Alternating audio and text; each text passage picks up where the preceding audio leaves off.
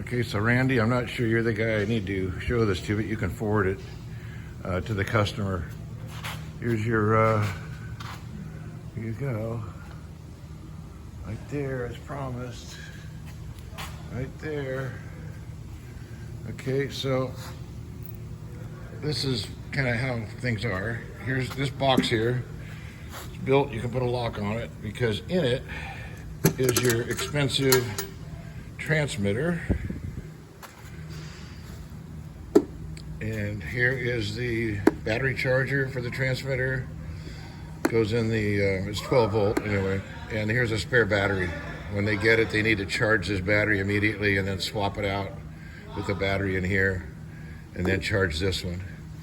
So this is all packed in here just for their shipping. They can stick those where they want to, put it in the office or something. Okay, right here and here are handles that go that thread into these valves here. Because underneath here are the proportional control valves that run the tracks. If you're ever to have a problem with the radio, it wasn't functioning, you can always override and use all these pump controls for the pump. But as far as moving the vehicle, these handles thread in here, and as long as the engine's running, the guy can skid steer with these two handles and move the machine. Okay, so pushing in is forward, pulling back is reverse, and it's easy with one hand to actually steer it. So that's your override, and everything else is really basic. All the literature for everything is in the manual box on the other side of the machine. The radio is very self-explanatory. There is a switch, I'll pull it out right now. There's a switch on the radio. Also has a belt.